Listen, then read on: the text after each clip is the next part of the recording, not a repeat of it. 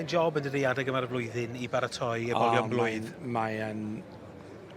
Mae'r dydd mor fyr, mae'r tywydd mor... Wel, yn enwedig wrthos ytha, ond chi'n mynd mas unrhyw amser ar dydd beth I fod I brafod chi'n glwch fa.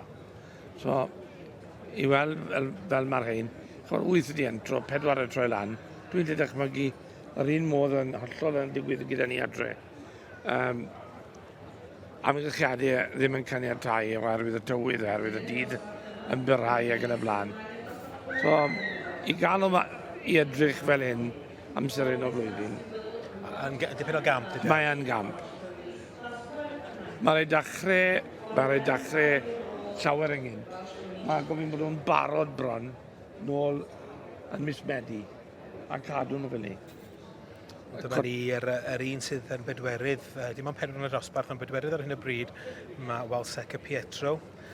Dyma'r chnogaeth Lynn Wilson sydd wedi bod yn llwyddiannus iawn yn anfon ceffylau at Colin i'w ddangos wrth gwrs dyma Jess sydd yn merch I partner Colin. Ac Welsh Colorado tad yr Ebol yma wedi cymhwyso mwy nag unwaith I sioe ceffyl y flwyddyn. Wrth gwrs I dad o wedyn Earth Rio hefyd wedi bod yn llwyddiannus iawn.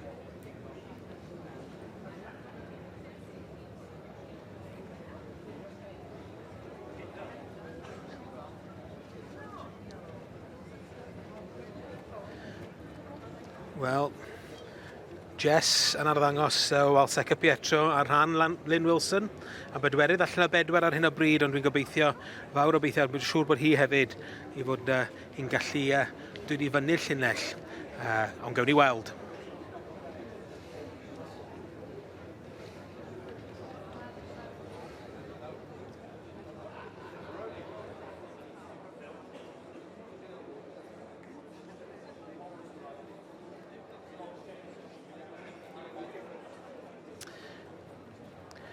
Y dosbarth I Ebolion blwydd yn yr adran B y Merlod Cymreig ac 4 sydd yn y dosbarth yma mae'r beirniaid wedi gwneud gwaith eitha gyflym arni Peter a Peter Jones wrth gwrs bryd fe menau sydd yn cadw cwmni I fi fan hyn ac dim di gwasraffu amser o gwbl yn y dosbarth yma. Mae'n bod yn hollol nôl, mae'n bod yn a mae'n bod eitha trwyadl I fod yn ôl, sy'n mynd trwy'n nhw I gyd. Dwi yn drach yn gobeithio wneud I ddolan ar un rôn o'r gweilod. Dwi'n credu bod yn Welsh Ponies na beth dwi'n heiddi bod fan beth bynnag. Gall I ddod y lan, wel, un safle beth bynnag. Gan I weld dim ond un person sydd yn gallu penderfynu hynna ac yn smart iawn mae Eleri Wyn Jenkins, y beirniad yn y het ac yn wrth gwrs erbyn hyn wedi priodi ac yn byw yn ardal Talabons, Ceredigion. Ac yn dysgu addysg gorfforol yn yr ysgol uwchradd, ysgol Brohyddgen, Machynlleth. Yn cael trafod efo'r steward ac I weld yn hapus. Wel, mae'r het wedi diosg ar rhosglymau yn mynd I gael ei gyflwyno, Peter. Edrych yn debyg. Moel Garnedd Mabon yn ennill y dosbarth yma i'r Ebolion blwydd yn yr adran B. Llongyfarchiadau I Colin Tibby ac wrth gwrs Teulu Williams o Bala.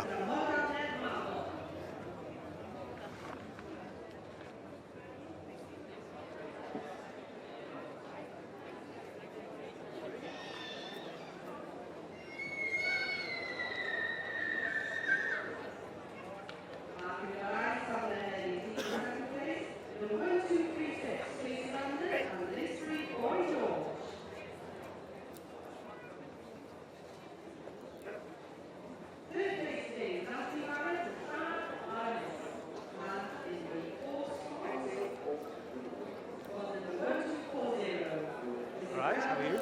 Well done. Thank you.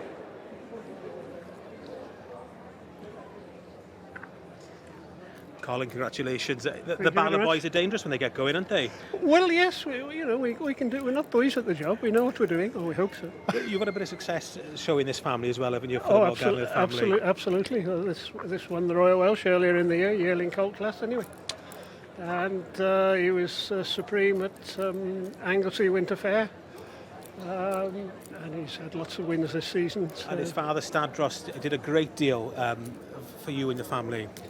Absolutely. Well, we won the Cuddy with Stadros back in, I don't know, 6 or 7 years ago, I suppose, and that's as good as you can get with an in-hand. You can't get any better than that. Well, congratulations. You must be tired. We've seen you running all morning. Is there more to come?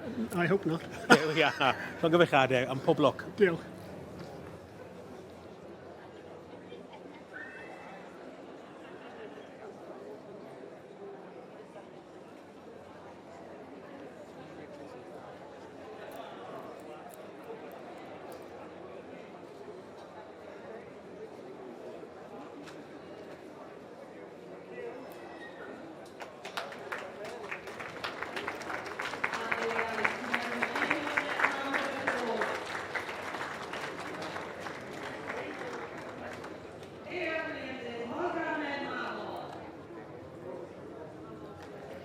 Llongyfarchiadau mawr I teulu Williams o Bala yn ennill y dosbarth I Ebol blwydd gyda Moel Garnedd Mabon yma yn yr adran B, wrth gwrs yn cael ei arddangos gen Colin Tibby.